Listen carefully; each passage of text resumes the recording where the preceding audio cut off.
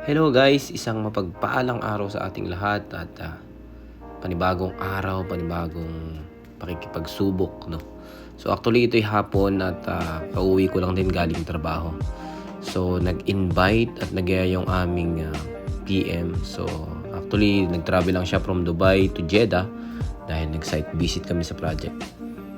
So ngayon at nagkasundo kami lahat na magkakatrabaho dito na mag-jogging.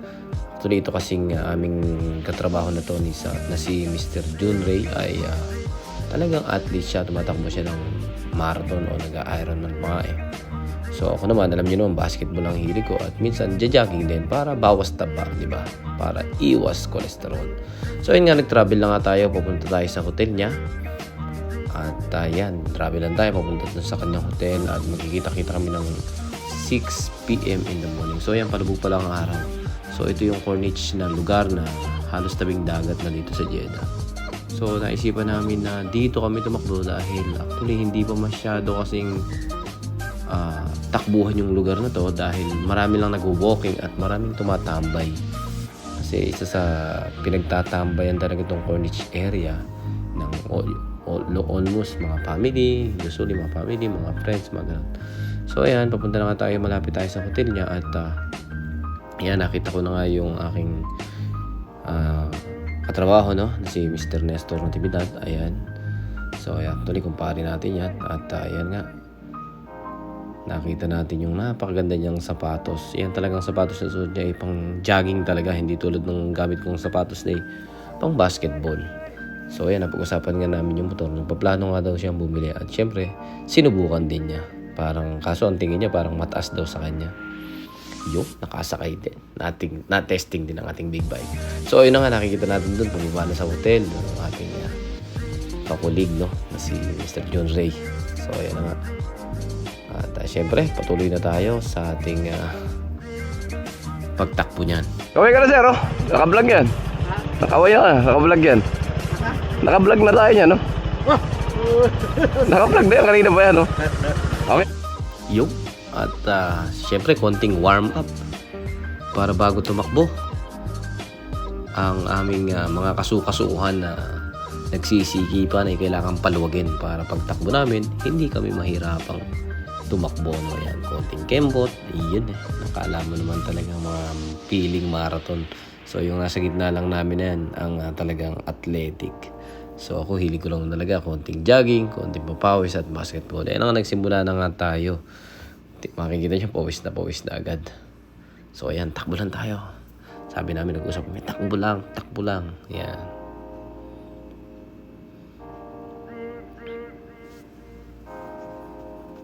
So yun, medyo bumilis ng konti yung aming takbo dyan dahil fast forward na.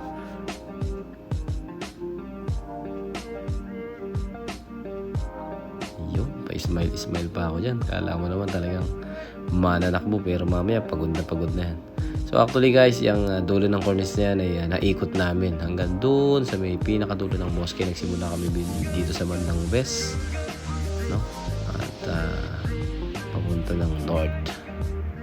So yan nga, maraming anong araw ba ngayon? Weekdays, hindi siya masyadong bisitahin ngayon dahil alam ko weekend mas maraming tao dyan, mas maraming nagbi-visit. Ayan, sige nga, pakitang gilas, no? Takatakbo-takbo talaga sa harapan pa ng camera. Iyo.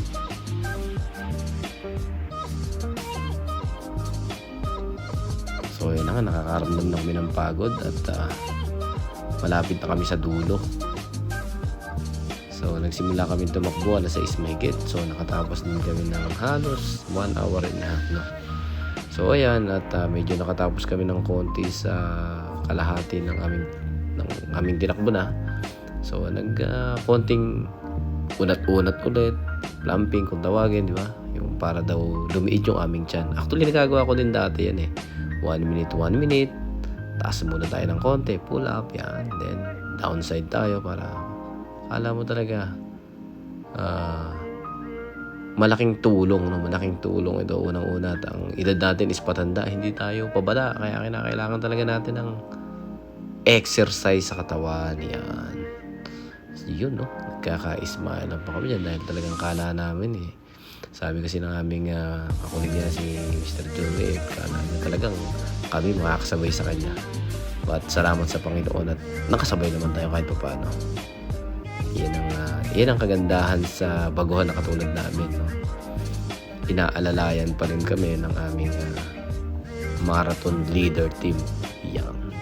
Actually, nagpaplano kami naman tayo dito ng community ng takbuhan, no? Ng running. Para pag siya na-assign na dito sa Jeddah, yan ang pinaplano. So, naway mangyari nga. So, ayun nga guys, at nakatapos na kami. So, pa-ending. Makikita nyo naman kung ano yung ending. Andito kami sa Juice WRLD ngayon. So, papasok tayo sa Juice WRLD. Alam nyo na, di ba? Napagod tayo. Siyempre, kailangan natin kumain. Order tayo ng hindi naman ganun karamihan. Is light food lang. Light snack lang tayo dyan. So, yun. Again, mga kabarangay. Guys, maraming salamat po sa inyong lahat. At walang sawa kayong panonood sa mga video ni Gorings mo. Maraming salamat sa susunod na video. Kita-kita ulit tayo. God bless everyone.